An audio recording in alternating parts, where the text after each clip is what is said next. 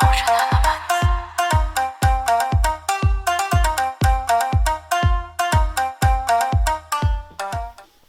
okay, everyone? Right, I've got a cup of tea and I want to have a chat with you. Just an informal chat about China and about the samurai. So I'm going to grab my cup of tea a couple of times, so do excuse me. I'm doing a non-edited video. I'm just going to chat away. So I don't know how long this is going to take. Right, so I've just watched the Shogunate video he put up a few weeks ago, but I just got around to watching it, which is the basically what did a samurai battlefield look like. I did the same video about 3 years ago, but obviously he's done it much better than I have, with lots of graphics and lots of pictures and a really good system, which he always does. He just puts a lot of time and effort in. I think he's very, very good. But I was watching it and I was like, leads me to some ideas, this. And the idea I want to talk about is how much China actually influenced the samurai and lead on to these idea of samurai individual duels shouting at each other. So basically, if you don't know, originally Buddhism came from Korea. Sort of, they brought architecture over from the mainland Asia, China and places like that, and started to bring Chinese culture over. They established Kyoto on a Chinese system of government, if you like, and all of Japan was revolutionized with Chinese thought, turning it from probably tribal communities into a single state governed by, a single emperor with basically a good infrastructure, except in the north where you get all the Ainu and everything. You tend to have a Japan that is quite unified to a certain level. And then what you find is that high society appears in Kyoto and everybody's like, rah, rah, rah, look at my poem, rah, rah, rah. And they're trying to emulate China. Of course, they bring the Chinese language over. And over probably about a 500-year period, from about the 6th century to about the 10th, 11th century, you have this sort of idea of a wonderful, section of time where people are enjoying poetry and things like that, and on the surface it's very nice. We get the world's first novel and all of that type of thing, and it's all very grandiose, but underneath it's starting to crumble as the centuries go by. Now it has been, let me just, before I go on to that, so basically what happens is there is a Chinese style standing army. That doesn't mean the Chinese army are there, it's a Chinese style one, so they're doing it in a very similar style to China, and they're conscription. And samurai exist, but they are not warriors. This is where you have to be careful. The samurai means to serve, and they weren't serving as warriors. They were serving as like court servants, basically, courtiers and court servants and everything. And you used to get bushi, meaning like a warrior. And then you used to get different terms for different types of bushi. And it's all very complicated. And I've had a look into it, and actually, it's, I think, by about the 1000 or the sort of like, 900. 1000, 1100, things like that. I hate that 9, 1, 11. It's ridiculous. Why do we say it in English? So basically, you start to see the different warrior systems move about. And I'll be honest with you, I've not got it totally down yet, so I'm not going to give you details because it's quite complicated. But then they start to unify up, and of course, this is where the samurai come in. Now, some people say that because the money was declining and they were just being, let them eat cake style in Kyoto. Basically, little by little, the money was just dissipating into the country and the control was going and they were enjoying their luxury life. But some authors I've read, some academics say that they didn't mind this and they actually made an actual transition to private armies, which are samurai. So basically, these standard conscripted armies not suddenly, but deteriorated and then gave way to private armies, the samurai and the bushi. Okay, but there used to be different terms, samurai and bushi, and then they sort of amalgamate together. So what we find here is a transition from a sort of regimented, stand by your beds, lads, you've got to do service for 2 months or whatever, and then you go back to your farm, or you send your only son, and they, do their job for whatever, on the whatever frontier for so long. This sort of idea of a conscripted army turns into, there isn't a standing army, and each domain starts to pay for their own soldiers and they start to become professional warriors, and they are the samurai, those who serve. But samurai before them were actually people who they weren't warriors. The bushi were warriors. Oh, tea. So So what we find here is, so here's that's the setup. Sorry, it's taken 5 minutes. This might be a long video, but there's your setup. But basically, the next step is how much of that Chinese influence stayed behind in warfare. Now, we know that in architecture, Chinese influence was massive. In writing, Chinese influence was massive, including Indian. Now, I say China and India meaning the places they originated from. China and India means something slightly different today. I remember I was talking to Les Con and he got quite annoyed with me for thinking Buddhism is Indian, and it's like, it's near Nepal, it's near Nepal. Now, we know these things. We're talking about India as a continent today and China as a continent today. They're not quite how they were back then, but what's what we mean by it. And basically, you get this idea of Indian architecture in Japan. You can see it in some of the temple stuff. Obviously, the Buddhist statues stand right out as Indian. And of course, you get lots and lots of Chinese stuff. Chinese architecture, Chinese writing, Chinese pottery, Chinese tea ceremony, Chinese sort of bonsai, Chinese, I think Ikebana is Chinese in the sense that, but I think it's a Buddhist thing, Ikebana. You used to give flowers to the deities, I think, and used to give flowers on altars, and that became Ikebana. And Ikebana is not even massively associated with Zen, to be honest. It's a little bit in there somewhere. But my point being is, China doesn't leave Japan. It's not that the samurai develop and the face of warfare changes and China just suddenly stop affecting it. Not at all. In fact, the samurai are well established before China stops being an influence. In fact, actually, it could be said that the 1500s shaped Japan. Before now, there's a lot of things happening in the 1500s. So what you get is what's called the topsy-turvy, sort of those from below go above. And this is the idea of you get blue-blooded. Now, blue-blooded means like aristocratic people, and sort of you get the standard peasant-blooded people. And some of those peasant-blooded people, in fact, a lot of those peasant-blooded people, most of them are the samurai. So you've got to be careful here. Samurai are divided into aristocratic samurai and non-aristocratic samurai. And basically, the closer you get to the imperial throne, the more aristocratic you are through your lineage, and the further you are from 6 removed, you start to become samurai, and aristocratic samurai, and the further removed them. So everybody's trying to get back to Fujiwara and all them. They're all trying to get back to this. We come from an empire, an emperor, you know what I mean? So, but the rest of them who clearly don't come from an emperor are like, or from any sort of royal connection anywhere along the line, because remember, emperors are swapping over left, right, and centre, and they're having tons and tons of children. Those children becoming minor princes who are having their own children. Then you add 300 years to that, you've got a network of 2, 4, 8, 16, 30, it just keeps going on. And you've got all these people, thousands who are like, well, I'm an aristocrat. Okay, you know what I mean? Well, I assume it's thousands. I'm just guessing that in my style of telling things. So basically, samurai aristocratic. In the 1500s, you get this twist over where the people who are at the lower end take over, and you got the Tokugawas and people like that who are like, no, actually, no, we'll go up. But there's loads of them who are not so close to the aristocratic throne, who should be leading the country. So you get massive changes in the 1500s, and they say this is when Japan was shaped. The tea ceremony in the 1400s, early 1500s, is a Chinese affair. Even in the mid-1500s, it's a Chinese affair.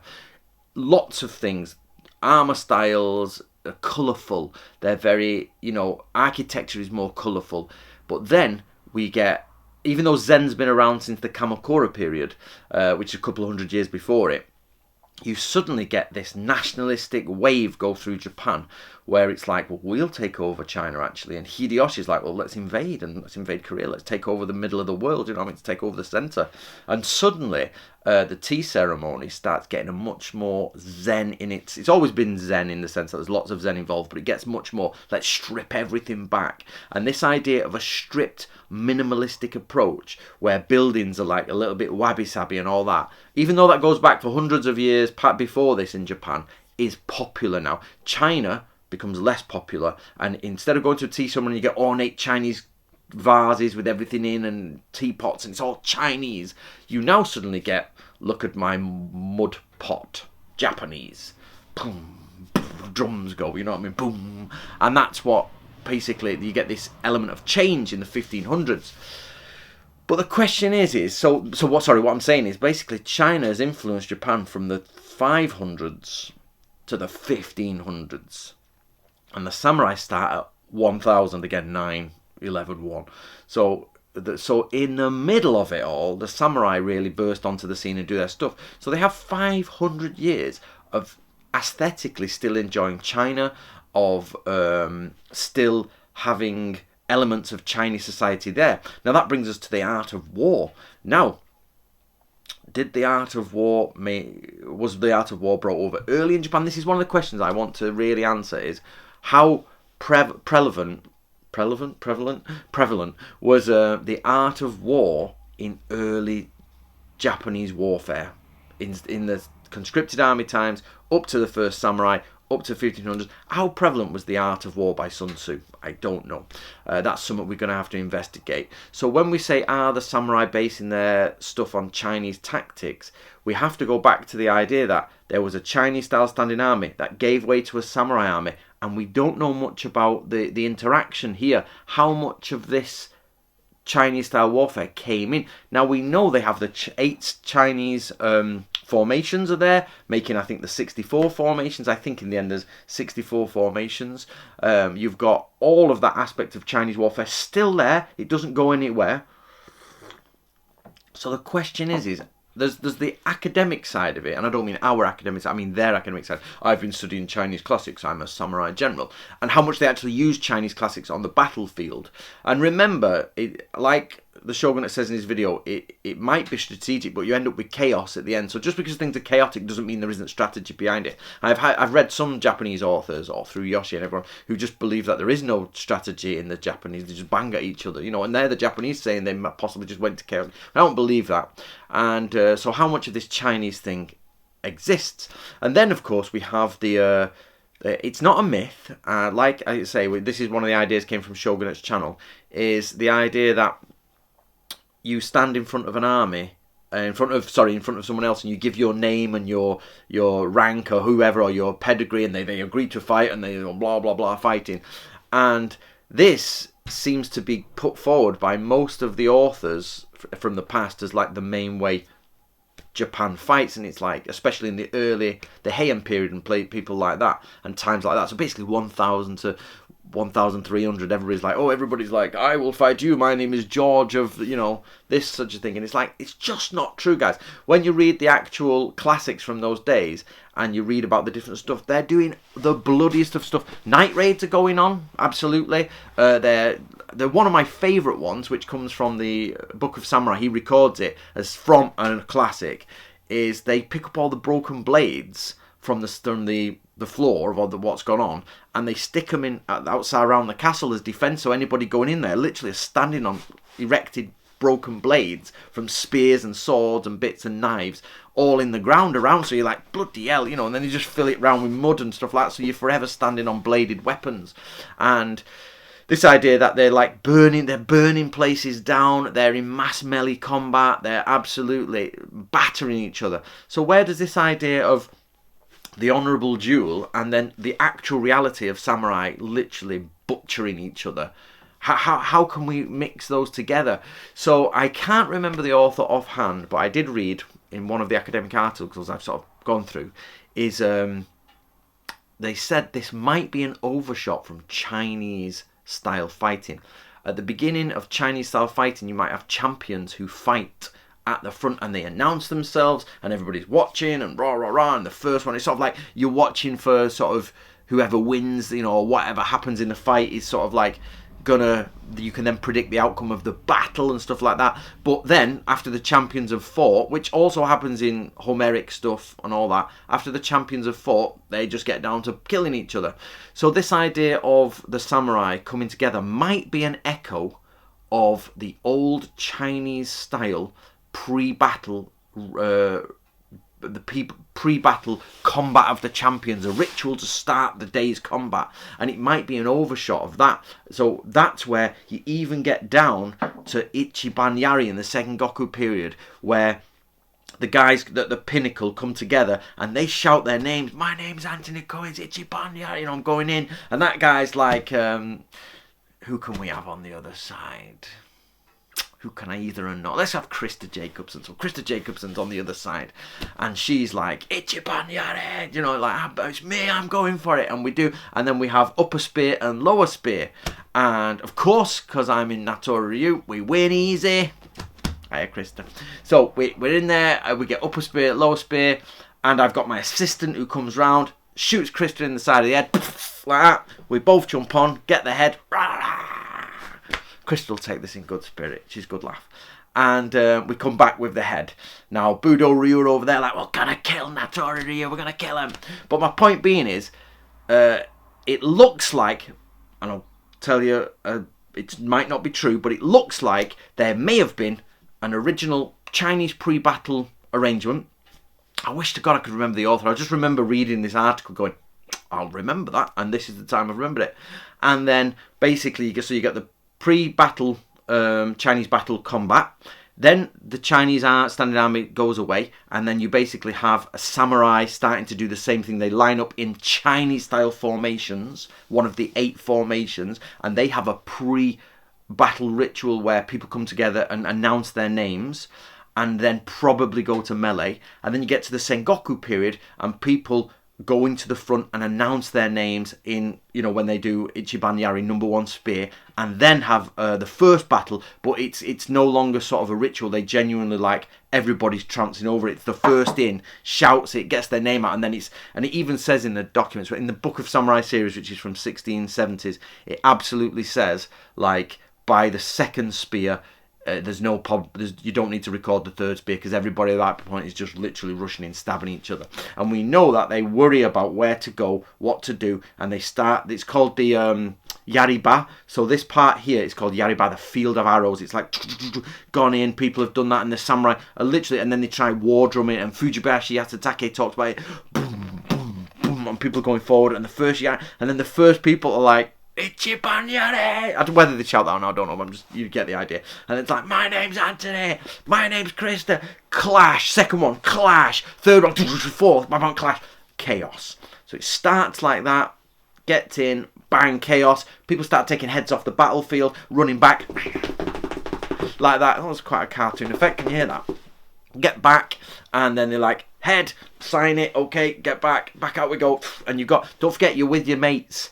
You are not alone. Samurai are not fighting alone. They always see. It annoys me every time you see these pictures of all the samurai fighting alone. They're not. They're in kill squads, and they normally have a side assistant, and they also have like their different assistants running around with them, passing them like, here's your bow, and like the samurai will be like, take my bow, and he'll be like, right, spear, bit, and you know, it's the same as knights have their squires. It's like spear, lance, you know what I mean, sword, and it's like.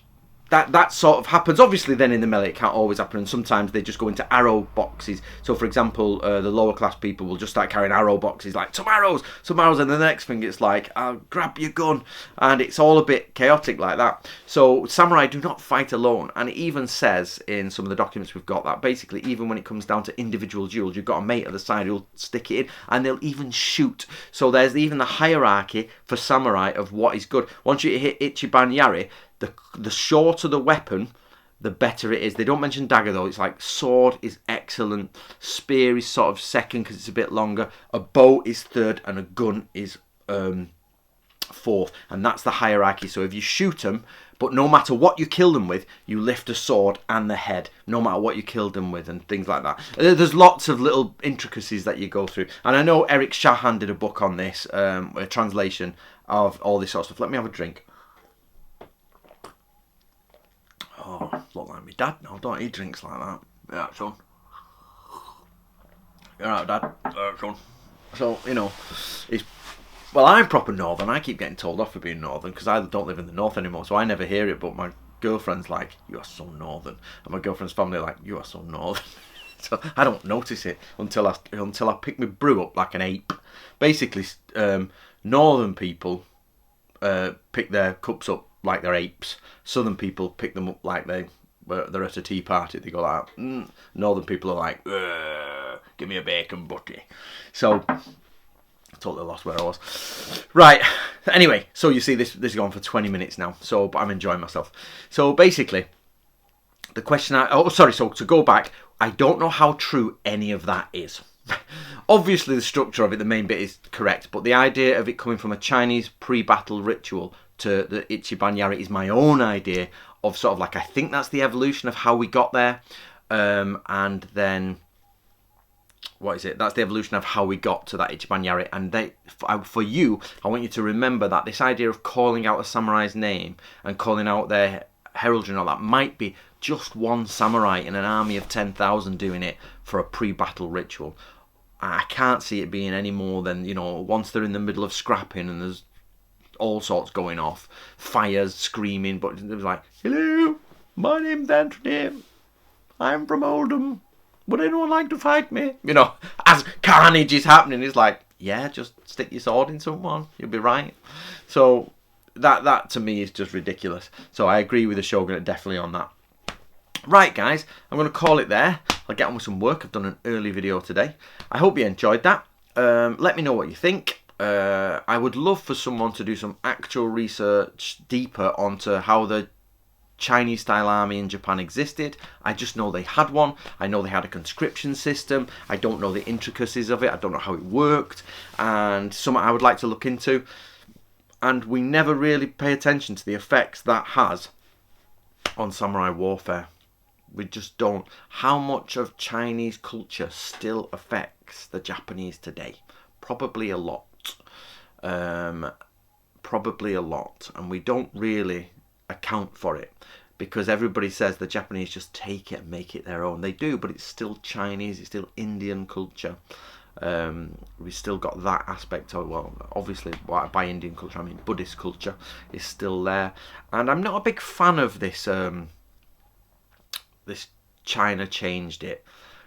We know it changes in the sense that Buddhism changes as it goes through China, and this idea of Zen is changed by China. I get it, yeah, I'm not denying that it is, but we're just fundamentally missing the point that it is alien to China, and it's from India, Nepal, and it comes to China, and it does, but the core of it is there, and it goes to Japan. So we have an absolute path from India, the Buddhist stuff coming all the way through to like the Buddhist monasteries in Japan, which are heavily armoured murder machines, which Nobunaga was like, let's crush them, they're too powerful. So, you know, we've got to be careful about forgetting that Japan is based on other cultures, and it only really becomes its own culture, I suppose, when it starts stripping them away in the 1500s and starts thinking, we're, you know, beyond that. Before that, they like look to China as the big brother, the China, you know, and then of course, you know, the Mongols, they don't look up to them, but the Mongols come over, and the Shogunate discusses all that anyway. But there you go, guys. I'm going to finish my tea before it goes cold because I've been rabbiting on somewhat. It's a freezing morning today. It was like -1, -2, which in England is bitter and horrible. Well, I'm not in England, I'm in Wales. I keep forgetting. So I've got my lovely fire on there and my stack of wood behind me, which you'll know is never used. That is my emergency flu stack for when I get the flu and I have to sit in bed for a week. I can just burn that. Right, see you later.